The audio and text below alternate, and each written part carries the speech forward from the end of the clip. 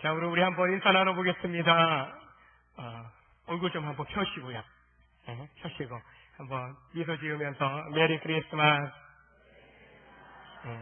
이렇게 인사합니다. 예수님께서 당신을 위해 이 땅에 오셨습니다.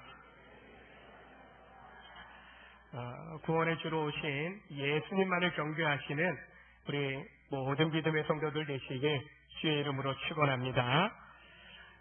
우리 가요 중에 저는 가사가 좀 잘못됐다 생각되는 게 있습니다.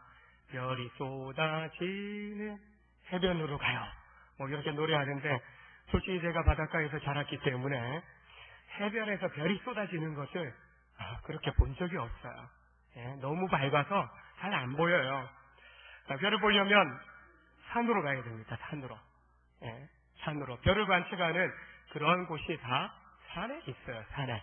바닷가에는 없습니다. 광야에서 하나님을 만나고 또 하나님을 경험했던 이스라엘 백성들입니다. 그래서 광야로 나가야 별이 쏟아지는 것을, 산으로 올라가야 별이 쏟아지는 것을 볼 수 있습니다.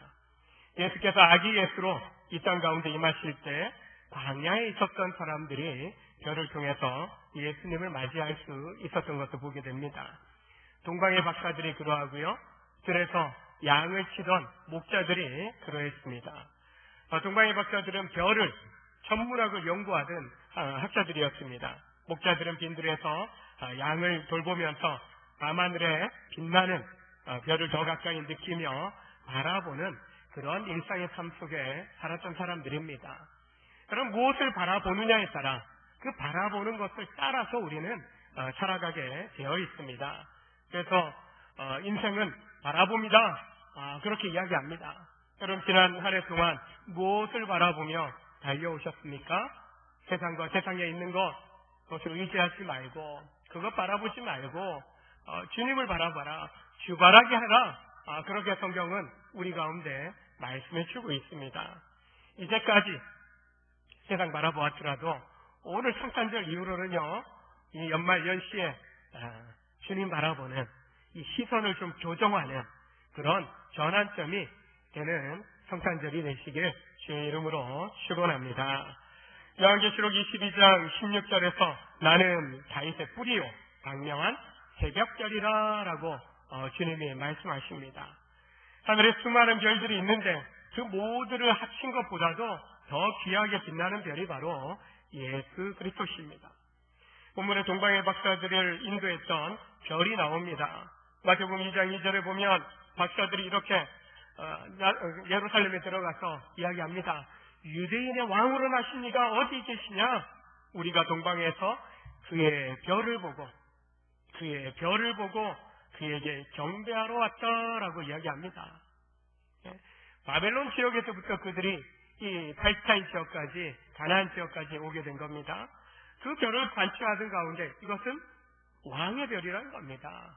그리고 그 별이 향하는 곳, 유대인의 왕으로 나신 그 분이 계실 거라는 것을 믿고 그 별을 따라 그들이 왔다는 겁니다. 참 학자들입니다. 그 먼 길을 이끌었던 것이 다른 게 아니에요. 별빛이 그들을 이끌어 주었다는 겁니다.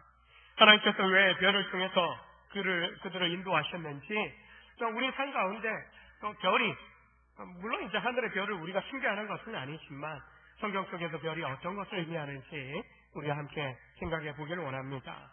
먼저 별은 영원함을 좀 상징적으로 보여준다라고 할 수 있습니다.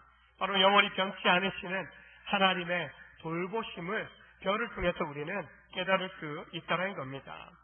별이 그 궤도를 이탈한 적이 없습니다. 만약에 이 태양계만 생각해 보더라도 이 태양을 중심으로 돌고 있는 이 행성들이 우리 지구도 이 궤도를 벗어난다면 우리가 이 지구에 존재할 수 없는 겁니다.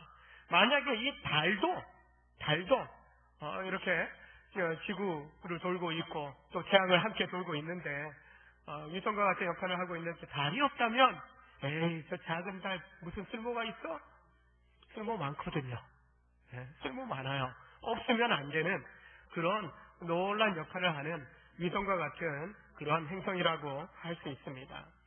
수많은 별들이 밤하늘에 있습니다. 가장 잘 보일 수 있는 곳이 제가 경험해 본 곳은 극지방입니다. 극지방. 2005년도, 2006년도 대학부 사회 갈 때 비전 트립으로 몽골에 갔을 때입니다. 밤하늘의 별이 그냥 쏟아져 내립니다. 와, 예? 그냥 밥 안 먹어도요, 그냥 배부를 것 같고, 눈이 호강하는, 가슴이, 예, 막, 예, 감동받는 그런 흥분을 감출 수 없는, 그냥 탄성을 지를 수밖에 없는 그런 황홀함이 나타납니다. 예? 뭐 별똥별 떨어지는 거, 그건 셀 수 없을 정도로, 예? 순식간에 여기저기에서 떨어지는 것을 보게 됩니다. 광활한 벌판입니다. 하늘에 들어오는 하늘 자체도, 예, 우리의 어떤 작은 시각에 보이는 정도가 아니라 끝없이 펼쳐진 초원과 그리고 하늘 맞닿아 있는 그 모습 보면은 낮에도 밤에도 굉장히 황홀하게 다가오는 것을 보게 됩니다. 예수 믿기 전에 여러분 별똥별 떨어지는 것 보면은 종종 그런 이야기 들어보셨을 겁니다. 사람 죽은 거 아니야? 혹은 나라에 큰일 생기는 거 아니야? 그런 이야기 한 사람들이 있다 보니까 그런 생각을 어릴 때는 가졌던 거죠. 혹시 저 별똥별 떨어지니까 세상에 뭔 일 생기는 거 아니야? 두려운데? 그런 마음이 들었던 적이 있습니다. 그러나 예수 믿고 나서 별이 떨어질 것에 대한 걱정은 하지 않습니다. 그게 별 떨어지는 것은 아니거든요. 예? 그냥 지구 대기권을 떨어지면서 대기권에서 이제 밖에서 우주 밖에서 떨어지는 우리 지구 대기권에 얼마나 많은 위성들이 있습니까? 엄청난 우주 쓰레기들이 있어요. 그것들이 뚝뚝 떨어질 때마다 대기권을 진입하면서 타버리는 거예요. 빛을 내는 거예요. 그런 이물질들이 많이 있다라는 겁니다. 그래서 과학적으로 봐도 신학적으로 봐도 별이 떨어질 염려는 하나도 없더라는 겁니다. 정확한 법칙과 질서에 따라 별들이 행성들이 움직이고 있다. 과학자들이 그렇게 이야기를 해주고 있습니다. 정확하게 별들의 움직임들을 관찰하고 또 예측까지 하고 있는 과학자들의 이야기를 통해서도 우리는 알 수 있습니다. 바로 하나님의 정확한 창조와 또 운행하시는, 관리하시는 그것을 과학자들이요 이미 증명해주고 있다라고 볼 수 있는 겁니다. 수천 조가 넘는 수많은 별들이 비행기의 속도보다도 더 빠르게 지금도 각자의 행성의 궤도에서 움직여지고 있는 거야. 여러분, 우리가 자전하는 거, 지구가 뺑뺑 도는 거, 태양을 중심으로 이렇게 공전하는 거, 이 속도가요, 비행기 타보신 분들 아시지만 평균 500km 이상은 돼야 돼요. 700, 800km 이 속도로 달리거든요. 우리가 자동차로는 좀 밟아봐야, 저도 좀 밟으면 한 150점 근데 요즘은 간이 코올만해져갖고 이제 가능하면 110 정도 이하로 밟으려고 하는데, 가끔 장례 따라다니시는 분은 안 믿겠지만, 그래도 넘버1은 아닙니다, 제가. 넘버2예요. 넘버1은 따로 계십니다.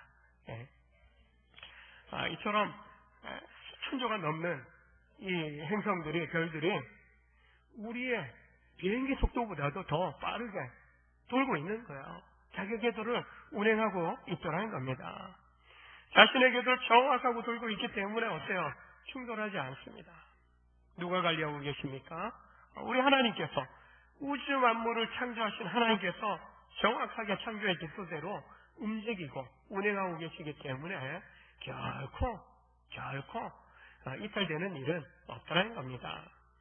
바울은 또한 말합니다. 때가 참에 하나님이 그 아들을 이 세상에 보내사 예수께서 이 땅 가운데 오시게 된 것이 하나님의 때가 찬 경륜에 따라, 하나님의 시간, 계획에 따라 이 땅 가운데 오셨다라고 말씀합니다.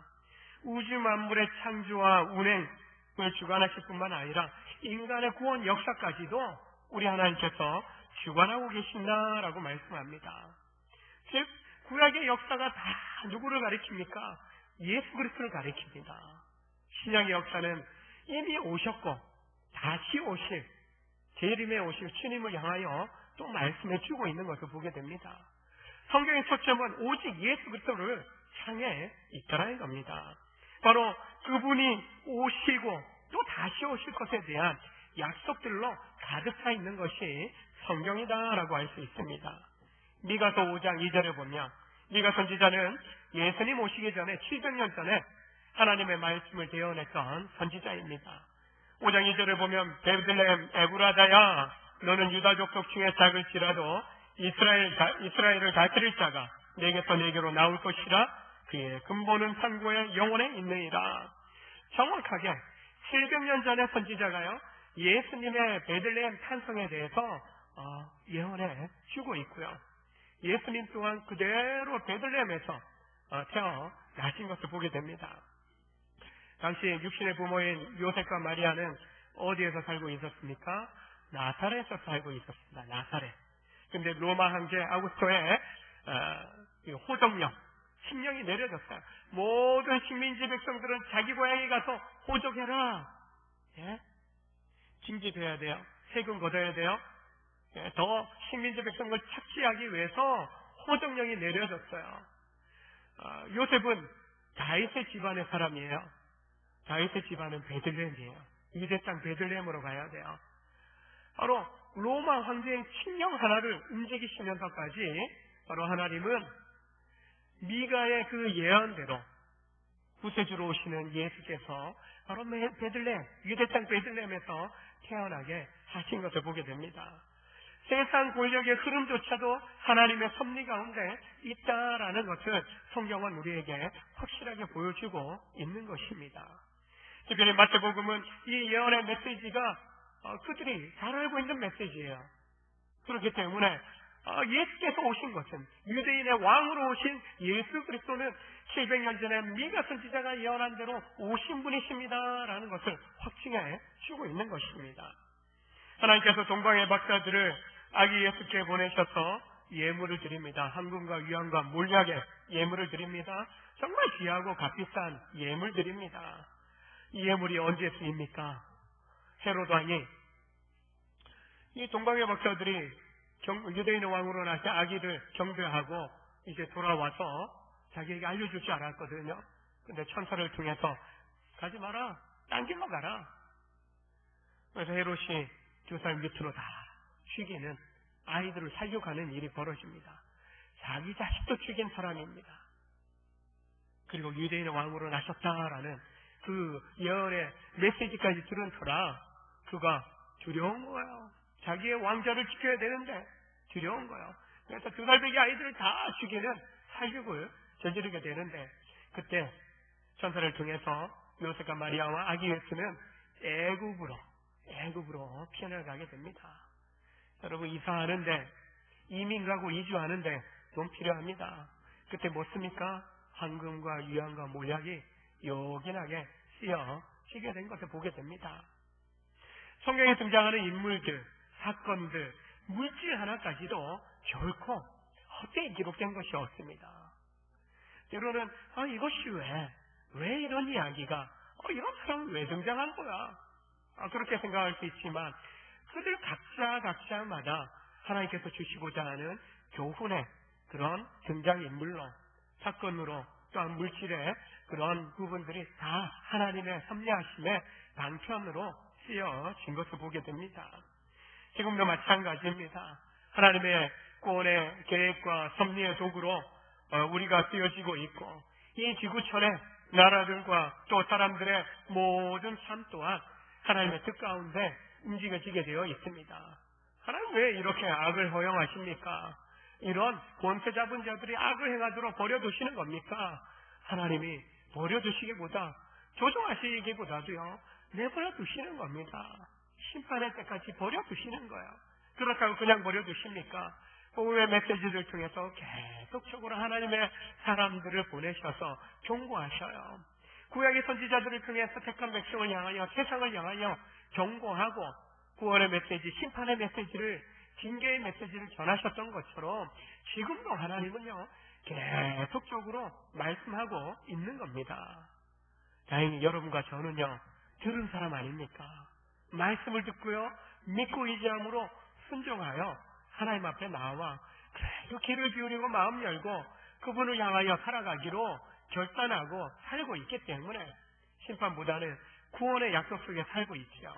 그러나 수많은 이 땅의 백성들이 여전히 자기 권세, 자기 재력, 자기 명예, 자기 쾌락에 빠져서 자기 뜻대로 살아가는 것을 보게 됩니다. 하나님 왜 내버려 두십니까? 그냥 버려두시는 거 아니에요? 계속적으로 이야기해주고 계십니다. 성찬의 주인공인 예수 그리스도를 바꿔치게 합니다. 예? 자신들이 만들어 놓은 상업적인 그런 인물로 바꿔치게 합니다. 그리고 하나님께 도전하고 대적하는 것이죠. 여기에 결코 우리 성도들이 편승해서는 아니 되는 것입니다. 정말 이 세상 가운데 우연으로 보이는 사건들 속에서도 하나님의 섬세한 손길이, 구원의 손길이, 은혜의 손길이 있다라는 것을 우리는 믿음의 눈으로 볼 수 있어야 됩니다. 단순한 일만 아니라 복잡한 일도, 이해하기 힘든 일도 생겨난다 할지라도 하나님을 신뢰함으로 하나님의 선하신 손 안에서 섭리 가운데 바뀌어지고 새로워지고 온전케 세워지기를 소망하는 믿음의 사람들이 있을 때 그 믿음으로 바라보고 또한 그 일들이 하나님의 뜻 가운데 이루어지기를 간절히 믿음으로 구하고 찾고 두드릴 때 믿는 여러분과 저를 통해서 바꿔가시는 하나님 우리가 경험하게 될 줄로 믿습니다. 모든 사람에게 후회 주시고 꾸짖지 않으시는 하나님께 구할 때 믿음으로 구하고 조금도 의심하지 말라고 야고보서 1장에서 말씀합니다. 만약 의심한다면 그 사람은 마치 바람에 밀려 요동하는 바닷물결 같아라고 이야기합니다. 배를 타보신 분들은 아시겠죠. 잔잔한 호수, 물론 바람이 불면 파도가 일렁이기도 합니다. 뭔가 엔진 달려있는 그런 배가 빠른 속도로 지나가면 물결이 생겨서 오리배 타고 있던 사람은 출렁출렁하면서 어지러울 수 있습니다. 근데 바다와 비교하다가 안 되죠. 거센 파도가 밀려오는 그 파도에 떠있는 배들은 보통 출렁이는 정도가 아닙니다. 흔들리는 정도가 아니에요. 어느 순간 파도가 배를 집어삼킬듯이 높이 솟구쳤다가 떨어지는 그런 상황들도 벌어지는 곳이 바다입니다. 바로 의심, 믿음으로 구하고 조금 더 의심하지 말라 했는데 의심하는 사람은 바닷물결에 요동하는 그 모습과 마찬가지. 바람에 밀려 요동하는 바닷물결과 같다라고 말씀합니다. 우리가 힘들고 지치게 만드는 세상에서 때로는 우리가 힘들고 또 흔들릴 때가 있음을 보게 됩니다. 중요한 것은요, 그래도 믿음의 항구에 갓을 내리고 정박해 있는 경우에는요, 딱 묵혀 있는 동안에는요, 아무리 흔들리고 이리저리 바람에 파도에 일렁인다 할지라도 묶여 있으면, 갓을 내리고 묶여 있으면은 그 안에서 흔들릴 뿐이라는 거예요. 믿음의 반성이신 예수 그리스도를 믿음으로 바라보는 성도도 마찬가지입니다. 인생길 가는 동안 잠시 우리 흔들어 놓는 세상에 고난이 있고 핍박이 있고 시험, 유혹이 있을 수 있습니다. 그러나 믿음의 뿌리를 깊게 반석 대신 주님께 딱 내려놓은 사람은 그 안에서 잠시 흔들릴 수 있겠지만 다시 주님을 향해서 일어날 수 있는 것입니다. 저녁 노을이 지고 가장 먼저 뜨고 새벽 4명까지 그 자리를 한결같이 지키는 별이 새벽별입니다. 성경에서는 주님을 상징하는 별로 이야기합니다. 믿음의 눈을 들어서 주님을 바라보듯이 때로는 눈을 들어서 하늘의 별을 바라보며 영원하신 하나님을 바라보고 다시 믿음의 용기를 우리는 회복할 수 있어야 할 것입니다. 하나님의 통제 속에 있는 우주 만물, 수많은 별들이 움직이는 기적을 볼 수 있듯이 우리의 삶의 크고 작은 문제를 주님의 손에 맡길 때 주께서 친히 우리를 인도하시고 지켜주심을 우리가 경험할 줄로 믿습니다. 하늘을 돌아보면서 하나님께서 내 인생을 이렇게 인도하셨음에 감사할 수 있기를 원합니다. 내 인생 또한 내일에 대하여서도 주님이 인도해 주실 줄 믿습니다. 나는 선한 목자라 말씀하신 대로 우리를 책임져 주시는, 우리를 인도하시고 지켜주시는 하나님 앞에 날마다 더 가까이 나아가는 복된 우리 성도들 다 되시길 주의 이름으로 축원합니다. 또 하나 별은요, 어떻습니까? 밤하늘 보면은 물론 흐려서 구름에 가려지기도 합니다. 낮에는 태양빛이 너무 강렬해서 별이 없는 것 같아요. 근데 가끔 보면요, 아직 해가 지기도 전에 달이 떠 있는 거 본 적이 있지 않습니까? 오, 어떻게 달이 벌써 떴어? 아니에요. 늘 떠 있었던 거죠. 예? 별도 마찬가지입니다. 태양의 강렬함 때문에 낮에는 보이지 않을 뿐이지 항상 별은요, 빛나고 있는 거예요. 항상 빛나고 있더라는 겁니다. 한결같이 별은 빛나고 있는 것입니다. 이 별처럼 하나님께서도 한결같은 은혜와 사랑으로 여러분과 함께 하시는 줄로 믿으시길 바랍니다. 옆에 분에게 이렇게 한번 고백해 보겠습니다. 빛나는 별처럼 한결같은 은혜와 사랑으로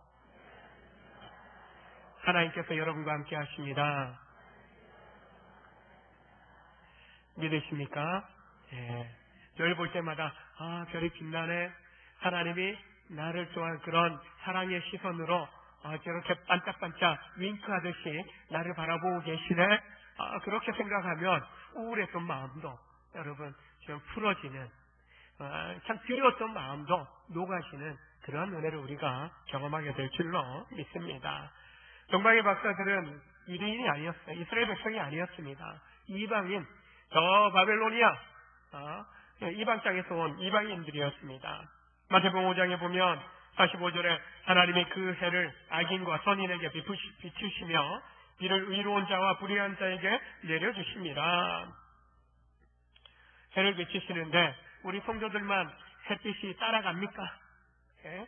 비가 내려지는데 성도들이 경작하는 땅에만 비를 내려주십니까? 아니요. 악한 자나 선한 자나 믿는 자나 불신자나 동일하게 하나님의 일반적인 은총 가운데 하나님 비춰주시고 비를 내려주시고 또한 계절의 아름다움을 또 함께 경험하게 하나님은 모든 인생들 가운데 은혜를 베풀어 주시는 것을 보게 됩니다. 다만 동일한 은혜, 사랑 베푸시지만 믿음으로 영접하고 믿고 의지하는 사람은요, 제대로 그 은총을, 은혜를, 하나님의 사랑을 누릴 수 있는 겁니다. 그러나 믿지 못하고 그것을 창조하시고 베풀어 주시는 하나님을 바라보지 못하는 사람은 온전히 누릴 수 없는 것입니다. 중요한 것은요, 하나님은요, 차별하지 않는다는 거예요. 차별하지 않는다는 거예요. 만약 차별하셨다면요, 이 자리에 있는 우리 모두는요, 구원받지 못하는 거예요. 아브라함의 육신의 자손들, 저 히브리인들, 이스라엘 백성들만 구원받을 수밖에 없는 거예요. 그러나 하나님은 그들을 제사장 나라로 삼으셔서 그들을 통하여 온 인류가 구원받는 놀라운 구원의 통로로 그들을 쓰실 뿐입니다. 그리고 그리스도 예수 안에서 영적 아브라함의 자손으로 천국 백성으로 우리를 자녀 삼으시고 천국 백성 삼아 주신 줄로 믿으시길 바랍니다. 몽골에 갔을 때요, 두 번 다였던 것 같아요. 2004년도에는 이제 2005년도에는 고비 사막이 있는 쪽으로, 저 서남쪽, 중국과 경계가 가까운 그쪽으로 갔고요. 2006년도에는 이제 서북 쪽으로, 러시아 국경에 가까운 지역으로 갔습니다. 2박 3일을 달려야 돼요. 포장된 도로는 페이고 페여서 그쪽으로 안 달려요. 울퉁불퉁 비포장, 그냥 들판길을 달립니다. 근데 이정표가 안 보여요. 이정표가. 근데 수많은 이 차량들의 바퀴 자국이 있긴 있는데, 어느 지점에서 턴하는지 이것을 어떻게 알지? 궁금하더라고요. 근데 이 유목민들이나 바다에 항해하는 이 어부들은요, 별자리를 보고 길을 찾는다라고 이야기를 합니다. 또 한편으로는 습관적으로 여러분, 그들이 늘 다녔던 길이에요. 오랫동안 다녔던 길이에요. 유목하며 또 차량을 이용하는 사람들 차량을 이용하면서 늘 다녔던 길이니까 익숙하더라는 거예요. 그러니까 우리는 길을 알 수 없고, 나름 이정표가 우리나라처럼 잘 돼 있고 고속도로 잘 닦여 있으면은 내비게이션 쓰고 가면은 나름 좀 잘 갈 수 있을 건데, 요즘은 좀 전 세계적으로 이 인터넷 이것이 좀 잘 발달되다 보니까 GPS 기능들이 있다 보니까 돈이 좀 들어서 그렇지, 그런 가난한 나라들 속에서도 인공위성을 통해서 GPS 이용하면은 그런 지리적인 부분들을 좀 많이 도움을 받는다라고 합니다. 근데 길에 대한 익숙함, 그리고 그 익숙한 대로 가다 보니까 우리는 초행길이라 두렵지만 운전하는 분들에게서는요, 우리는 알 수 없지만 그들은 다 알고 익숙한 듯이 그 길을 운전해 가는 것을 보게 됩니다. 습관적으로 또 익숙함으로 갈 수 있는 것을 보게 됩니다. 습관이 참 무섭기도 하고 습관이 굉장히 또 우리에게 도움이 되기도 하는데요. 가끔 습관 때문에, 너무 익숙한 때문에 실수하는 일들도 생겨납니다. 매주 목요일 제가 대전 일터교회라고 지칭합니다. 목요 예배, 주일 예배처럼 목요일에 예배를 드리고 있는데, 언젠가 한번 나눔하다 보니까 그런 이야기를 몇 분이 공통적으로 이런 에피소드가 있었습니다라고 이야기를 하셔요. 버스 기사니까요. 버스 전용 차로를 우리가 소홀은 되어 있어서 그 길로 가면 되죠. 그래서 늘상 버스 전용 차선으로 다니다가 보니까 집에 와서 이제 쉬는 날에 자가용 끌고 나가는데 어느 순간 버스 전용 차선으로 들어가는 거야. 어떻게 왜 그래 하면 나 버스 기사야 이러면서 이제 자가용 운전하는데 그렇게 가는 거예요. 그리고 어떤 분은요, 자가용 타고 가다가 꼭 정류장에 서는 거예요. 당신 왜 서? 여기 정차해야 되는데? 습관적으로 매 그렇게 전용 차선을 타고요, 또 정류장마다 서던 그 버릇이 있다 보니까 내 자가용 가지고 버스 전용차로 가고요, 차선 이용하고요, 또 정류장마다 서고요. 습관이 무서워요. 습관이 무서워요. 이처럼 습관에 우리가 영향력을 받고 살아갑니다. 그러나 습관을 거슬러서 변화를 또 모험을 하는 그런 도전이 우리에게 필요합니다. 동방의 박사들이 별을 연구하던 사람들입니다. 저 별, 이 별, 수많은 별들 속에서 그들이 하나하나 관측하면서 새로운 별이 등장하고 그 별이 움직여요. 희한하네, 이상하네, 단순한 호기심에 멈추지 않고 그 별이 이끌어가는 대로 먼 길을 향한 여정을, 그들의 모험을 시작했다는 것입니다. 뭔가 인생의 진정한 발견을 위해서는, 뭔가 새로운 일들을 위해서는요, 뭔가 익숙함을 떠나서 좀 박차고 일어나서 새롭게 도전할 수 있어야 하는 겁니다. 쉬운 결정 아니에요. 수백 킬로미터 떨어진 곳을 여행한다는 건 쉽지 않아요. 큰 인생을 치러야 됩니다. 내게 익숙했던 삶을요, 어느 시점까지 알 수 없는 시간 동안 다 내려놓고 포기하고 가야 한다는 것입니다. 우리 신앙생활도 마찬가지입니다. 매 순간 우리는 결단이 필요합니다. 너무 익숙함에 우리가요, 굳어져 있으면요, 점점 더 어느 순간 시선을요, 주님을 향하여, 하늘을 향하여 바라보지 못하고 내 안에 가둬 우물한 개구리처럼 우리의 시선이 갇혀있는 그런 삶에 주저앉을 수 있다는 겁니다. 결코 우리는 그렇게 해서는 안 돼요. 동방의 박사들이 별을 바라보며 하나님의 영광, 유대인의 왕, 만왕의 왕으로 오실 그 별임을 그들이 관측하고 그 별을 향하여 따라갔던 것처럼 우리도 새벽별로 이 땅 가운데 오신 주님을 바라보며 주의 영광 가운데 살아가는 그런 놀라운 은혜의 삶을 경험해야 될 줄로 믿으시길 바랍니다. 별은요, 우리 주변에 여러 별과 같은 별을 주제로 하는 시 많이 있지 않습니까? 찾아보니까 윤동주 시, 우리가 좀 잘 아는 게 별 해는 밤, 그 중간에 별 하나의 추억과 별 하나의 사랑과 별 하나의 쓸쓸함과 별 하나의 동경과 별 하나의 시와 별 하나의 어머니 이렇게 이제 중반 이후로 이렇게 시가 있는데요.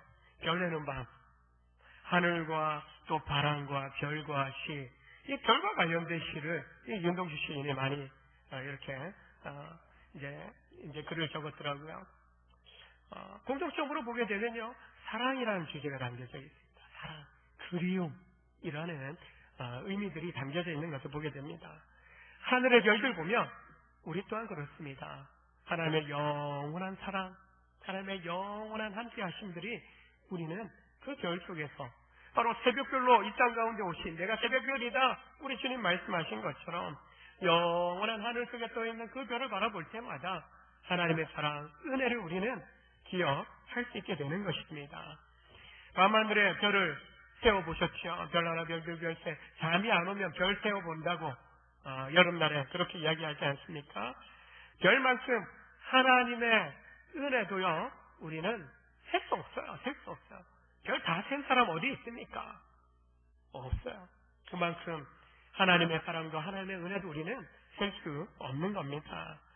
그렇다고 우리가 죄 짓고 잘못했다고 갑자기 별이 사라지고 어두워지는 것도 아닙니다.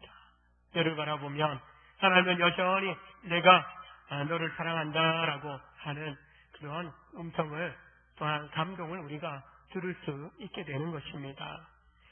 밤하늘의 별이 항상 빛나고 그 자리를 지켜 있는 것처럼 구원의 주로 오신 예수님 또한 영원한 사랑으로 여러분 가운데 우리 가운데 함께 하시는 줄로 믿으시길 바랍니다. 그리고 끝까지 그 주님만을 따라가는 여러분 되시길 바랍니다. 오늘 말씀 마태복음 2장 9절부터 11절까지 보게 되면 박사들이 왕의 말을 듣고 예언된 미가서의 말씀대로 예언된 그 메시지를 듣고요. 동방에서 보던 그 이제 길을 베들레헴에 향해서 가는데 그 별이 또 등장해서 앞서가며 베들레헴까지 인도하고 그리고 아기 예수가 탄생한 그 마구간으로 인도한 거죠. 그래서 그들의 집에 들어가서 별을 보고 크게 기뻐했을 뿐만 아니라 집에 들어가 아기와 그의 어머니 마리아가 함께 있는 것을 보고 엎드려 아기께 경배하고 보배함여로 황금과 유황과 몰약을 드렸다라고 말씀합니다. 예수님의 역사 속에 가장 빛나는 새벽별입니다. 그 예수님을 만나면 길을 잃을 염려가 없는 겁니다.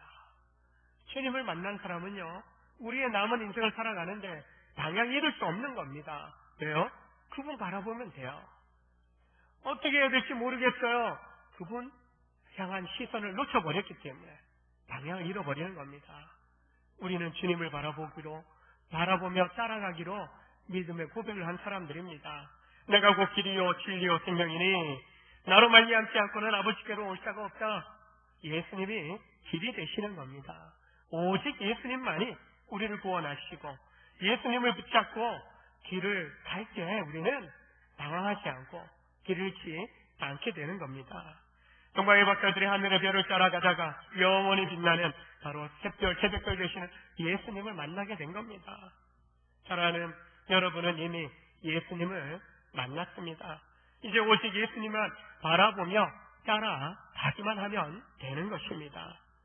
말씀을 정리하면 영원함을 상징하는 별처럼 영원히 변치 않으시는 하나님의 돌보신 가운데 남은 인생을 살아가시기 바랍니다. 항상 빛나는 별처럼 한결같은 은혜와 사랑으로 여러분과 함께 하시길 원하시는 하나님 바라보며 여러분 살아가시길 주의 이름으로 축원합니다. 특별히 복된 성탄의 날에 생명의 빛으로 구원의 빛으로 오신 예수님처럼 어둠의 세상을 비추는 빛의 자녀로서 살아가는 우리 모든 믿음의 심령들 성도들 되시길 주의 이름으로 축원합니다. 기도하시겠습니다. 하나님, 이 땅 가운데 구원의 주로 오시어서 우리를 위하여 자신을 내어주시는 그 사랑을 나타내 주셨으니 감사합니다. 그 사랑, 그 은혜 경험한 성도로서 영원한 사랑 은혜 안에 머물게 하시고 우리의 남은 인생 속에서 오직 예수님을 따라가는 복된 삶을 살게 하여 주옵소서. 하나님 창조하신 세계들을 바라보며 특별히 하늘의 별들을 바라보며 하나님의 미소 짓는 하나님의 사랑의 눈빛을 우리가 기억하고 약속의 말씀을 기억하며 끝까지 이 믿음의 경주를 달려가는 복된 심령들 되게 하여 주옵소서. 세상살이 가운데 시험을 난 또 유혹과 미혹 속에 흔들릴 때가 있지만 하나님 주를 바라보며 하나님 그 모든 것들을 이겨내고 끝까지 주께로 더 가까이 나아가는 주님을 닮아가고 주님을 따라가며 주의 영광 속에 참여하는 복된 믿음의 심령들 다 되게 도와주옵소서. 믿는 믿음의 부모 세대들을 통하여 우리 자녀 세대들이 정말 좋은 믿음의 아름다운 유산을 이어받기를 원합니다. 함께 부모와 자녀 온 가족이 믿음의 형제 자매들이 정말 주님을 향하여 한 걸음 한 걸음 내디디며 나아갈 때마다 주님께서 베푸시는 은혜에 감사하며 또한 영광 돌리는 삶을 살게 하여 주옵소서. 성탄의 감사의 예물을 드리는 손길들을 받아주시고 또 감사의 예물 드리는 손길들을 받아주시고 참으로 이 땅에서 살아가는 동안 결코 물질 때문에 시험 주는 일 없게 하시고 먼저 주의 나라 주의를 구할 때 이 땅에서 필요한 모든 물질과 건강의 복을 더하여 주심을 경험하는 복된 믿음의 심령들 되도록 축복하여 주옵소서. 한 해 동안 사업 경영 직장생활 또 우리 가정 우리 자녀들의 학업 인생의 비전 가운데 진로 가운데 하나님 한 걸음 한 걸음 나아갈 때마다 돌보시는 손길로 잡아주시었으니 감사합니다. 새해에도 하나님 안에서 계획하며 한 걸음 한 걸음 내디뎌 나아갈 때마다 그 걸음걸음마다 주님이 복되고 형통케 하시는 놀라운 은혜를 경험할 수 있도록 축복하여 주옵소서. 환우들 주의 사랑 안에 은혜 안에 회복되고 치유되게 하여 주시고 노년의 우리 어르신들 더욱 크신 생명의 복으로 함께 하시어 강건한 노후를 보내실 수 있도록 축복하여 주시옵소서. 예수님의 이름으로 축복하며 기도합니다. 아멘. 찬송 95장 함께 찬송하시겠습니다.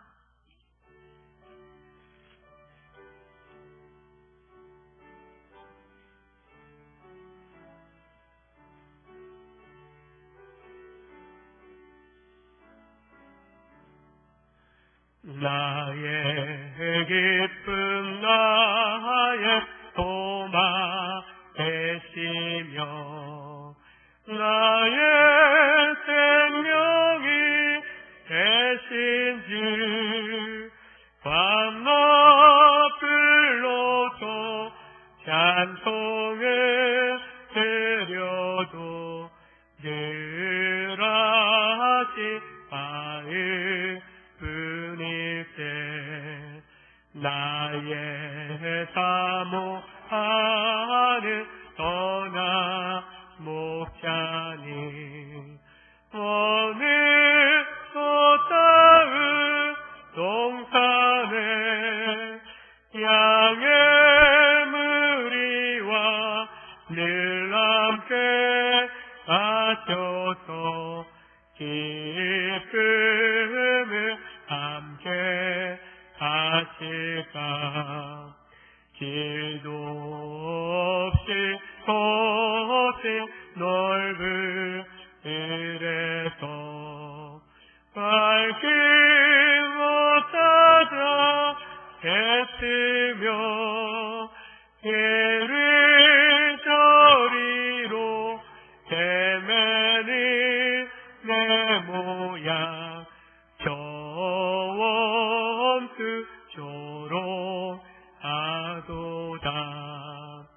주의 자비롭고 화평한 얼굴 모든 천사도 반기며 주의 놀라운 진리의 말씀에 천지가 받아하도다. 나의 진정 사모하는 예수님 금성조차도 반갑고 나의 생명과 나의 소망은 오직 주 예수 뿐일세. 아멘. 교회 소식 전하겠습니다. 성탄의 기쁨과 임마누엘의 복이 우리 모든 성도들과 가정에 충만하시길 기원합니다. 다가오는 29일 주일 2부 예배 때에는 우리 권사 은퇴식에 있습니다. 김평자 권사님, 임복희 권사님이 대상인데 참석은 김평자 권사님만 하실 수 있을 것 같습니다. 그동안 수고하신 우리 권사님 축복해 주시면 감사하겠습니다.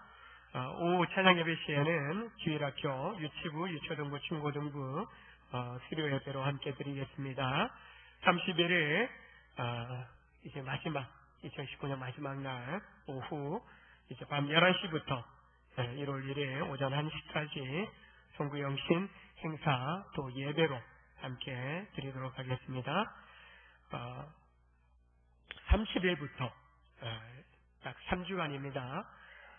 우리가 인직과 관련해서 함께 온 성도들이 그리고 2020년 또 50주년 기념회의입니다. 특별한 회의인데 온 가족들이 또 함께 나와서 또 새해를 기도함으로 새롭게 또 시작했으면 좋겠습니다.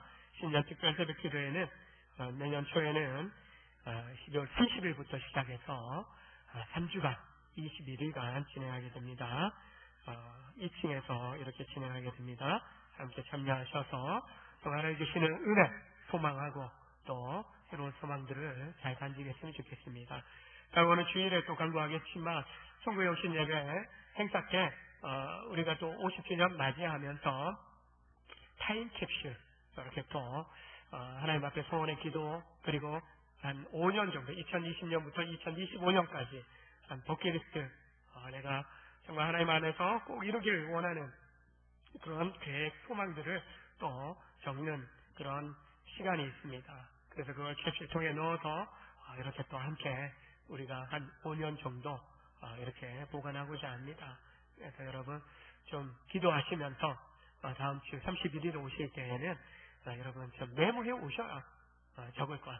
그래서 종이 나눠드리면 저기에 적고 통에 넣어서 같이 함께 보관함에 앞으로 2020년부터 2025년까지 함께 보관하고 또 나중에 개봉해보는 정말 어떻게 하나님이 함께하셨고 응답해 주셨고 내 삶에 어떻게 하나님이 동행해 주셨는지를 섭리해 주셨는지를 실제로 우리가 기록하고 또 경험해보는 그것뿐만 아니라 또 한 해에 대한 소원도 이렇게 여러분 적고 또 하나님 앞에 또 간절히 소원하면서 송구영신 예배 또 3주간의 또 특별 새벽 기도회로 하나님 앞에 나아가셨으면 좋겠습니다.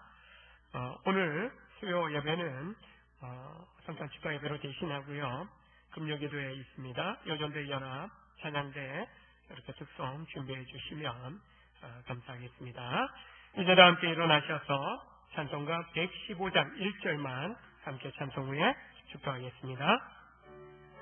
우리 힘차게 다시 한번 박수하면서 1절 찬양합니다.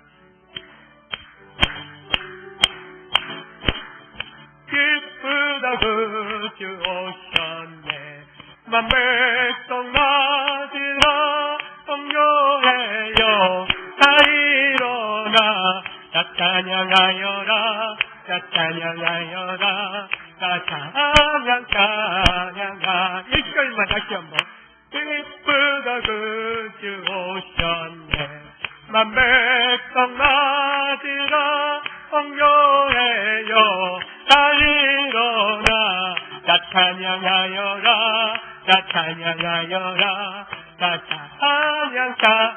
찬양하여라